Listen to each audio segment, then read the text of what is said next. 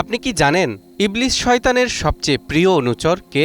প্রতিদিন শয়তান পানির উপর তার সিংহাসন স্থাপন করে এবং পৃথিবীতে তার বিশাল বাহিনী ছড়িয়ে দেয়।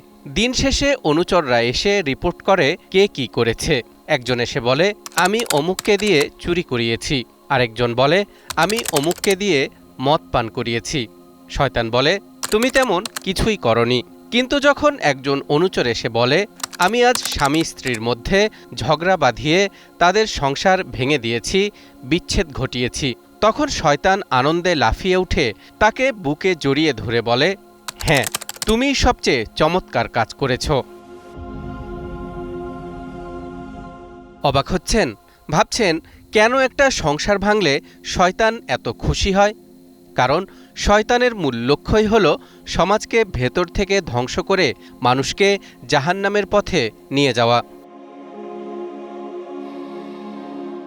আমরা সকলেই জানি আল্লাহ তাআলা প্রথম মানব হযরত আদম আলাইহিস সালামকে সৃষ্টি করে জান্নাতে স্থান দিয়েছিলেন।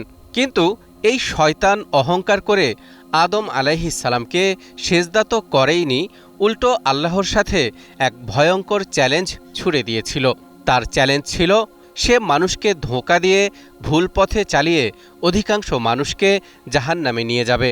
আল্লাহও তাকে কিয়ামত পর্যন্ত সময় দিয়েছেন মানুষকে পরীক্ষা করার জন্য। এই পরীক্ষায় পাশ করলে জান্নাত আর ফেল করলে জাহান্নাম। কিন্তু আপনি কি জানেন শয়তান ঠিক কিভাবে আমাদেরকে ধোঁকা দেয়? তার চক্রান্তের ধরনগুলো কি কি? দর্শক, আজকের ভিডিওতে আমরা কোরআন ও হাদিসের আলোকে শয়তানের ভয়ঙ্কর কিছু কাজের কথা জানব। সঙ্গেই থাকুন। খারাপ কাজকে সুন্দর করে সাজানো। শয়তান কখনোই আপনার সামনে এসে বলবে না, চলো একটি বড় পাপ করি, বরং সে খুব কৌশলে কাজ করে। সে পাপ কাজকে আমাদের চোখে খুব সুন্দর ও আধুনিক হিসেবে তুলে ধরে। হারাম সম্পর্ককে সে ভালোবাসার নাম দেয়, সুদকে সে স্মার্ট ইকোনমি বানায়। কোরআনের ভাষায় শয়তান মানুষের দৃষ্টিতে তাদের খারাপ কাজগুলোকে সুশোভিত করে দেয়, যাতে মানুষ বুঝতেই না পারে যে সে ধ্বংসের দিকে যাচ্ছে। অন্তরে সন্দেহ ও প্ররোচনা ঢুকানো। শয়তানের সবচেয়ে বড় অস্ত্র হল ওয়াসওয়াসা বা কুমন্ত্রণা দেওয়া। সে সর্বপ্রথম আদম ও হাওয়া আলাইহিমুসসালামকে এই বলে প্ররোচিত করেছিল যে, নিষিদ্ধ গাছের ফল খেলে তোমরা অনন্তকাল জান্নাতে থাকতে পারবে। আজও সে আমাদের মনের ভেতর এমন সব লজিক বা যুক্তি তৈরি করে যা আমাদেরকে আল্লাহর বিধান থেকে দূরে সরিয়ে দেয়। মানুষের মাঝে শত্রুতা ও বিভেদ সৃষ্টি। খেয়াল করে দেখবেন, সামান্য কথা কাটাকাটি থেকে ভাইয়ে ভাইয়ে রক্তারক্তি হয়ে যায়। বন্ধুদের মাঝে মুখ দেখাদেখি বন্ধ হয়ে যায়। এগুলো এমনি এমনি হয় না। কোরআনে আল্লাহ তাআলা বলেছেন, মদ ও জুয়ার মাধ্যমে শয়তান মানুষের পরস্পরের মাঝে শত্রুতা ও বিদ্বেষ ছড়িয়ে দেয়। মুসলমানদেরকে বিভিন্ন দলে বিভক্ত করে নিজেদের মধ্যে মারামারি করানো শয়তানের অন্যতম প্রধান কাজ। মিথ্যা প্রতিশ্রুতি ও প্রতারণা। শয়তান মানুষকে ওয়াদা দেয়, কিন্তু তা কখনোই পূরণ করে না।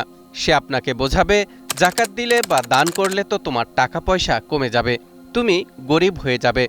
এই ভয় দেখিয়ে সে আপনাকে কৃপণ বানায়। অথচ বাজে কাজে, ফ্যাশনে বা অহংকার দেখাতে সে আপনাকে দিয়ে দেদারসে টাকা উড়াবে। কারণ কোরআনে স্পষ্ট বলা আছে, অপব্যয়কারীরা শয়তানের ভাই। আল্লাহর স্মরণ থেকে দূরে রাখা। শয়তানের বড় একটা টার্গেট হল আপনাকে দুনিয়ার মোহে এমনভাবে ব্যস্ত রাখা যেন আপনি আল্লাহর কথা একেবারেই ভুলে যান। সোশ্যাল মিডিয়ায় ঘন্টার পর ঘন্টা স্ক্রল করতে শয়তান আপনাকে ক্লান্ত করাবে না, কিন্তু 5 মিনিটের নামাজের জন্য অজু করতে গেলেই সে আপনার শরীরে রাজ্যের অলসতা এনে দিবে। এমনিভাবে সে জাদুটোনা, অশ্লীলতা, জুয়া আর শিরকের প্রচলন করে মানুষকে ইবাদত থেকে পুরোপুরি দূরে সরিয়ে রাখে। তবে সবচেয়ে ভয়ঙ্কর ব্যাপার কি জানেন?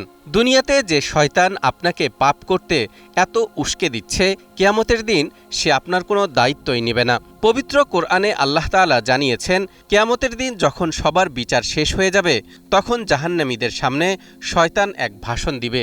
সে বলবে, وقال الشيطان لما قضي الأمر إن الله وعدكم وعد الحق ووعدتكم فأخلفتكم وما كان لي عليكم من سلطان إلا أن دعوتكم فاستجبتم لي فلا تلوموني ولوموا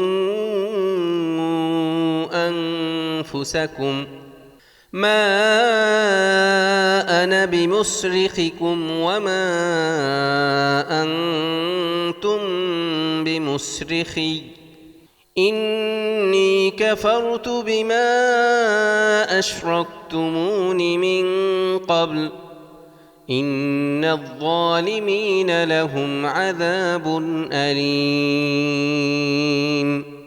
যখন সবকিছুর মীমাংসা হয়ে যাবে, তখন শয়তান বলবে, আল্লাহ তোমাদেরকে যে প্রতিশ্রুতি দিয়েছিলেন তা ছিল সত্য, আর আমি তোমাদেরকে যে প্রতিশ্রুতি দিয়েছিলাম এখন আমি তা ভঙ্গ করলাম। বস্তুত তোমাদের উপর আমার কোনোই প্রভাব ছিল না। আমি কেবল তোমাদেরকে আহ্বান জানিয়েছিলাম আর তোমরা আমার আহ্বানে সাড়া দিয়েছিলে। কাজেই তোমরা আমাকে তিরস্কার করো না, বরং নিজেদেরকেই তিরস্কার করো। এখানে না আমি তোমাদের ফরিয়াদ শুনতে পারি, না তোমরা আমার ফরিয়াদ শুনতে পারো। ইতপূর্বে তোমরা যে আমাকে আল্লাহর শরিক করেছিলে, আমি তা অস্বীকার করছি। নিশ্চয়ই জালিমদের জন্য রয়েছে ভয়াবহ শাস্তি। এবার একটু ভাবুন তো, যে শত্রুর শেষ পরিণতি এমন, আমরা কি জেনে বুঝে সেই শত্রুর দেখানো পথে হাঁটব? আমাদের চারপাশে শয়তানের ছড়ানো হাজারো ফাঁদ। এই অদৃশ্য শত্রুকে চিনতে হবে, তার চক্রান্ত বুঝতে হবে। তাই আসুন আমরা প্রতিনিয়ত আল্লাহর কাছে শয়তানের ধোঁকা থেকে আশ্রয় চাই। আল্লাহ আমাদের সবাইকে শয়তানের চক্রান্ত থেকে রক্ষা করুন, আমিন। তালহা ইবনে রেজা, নিউজ 24।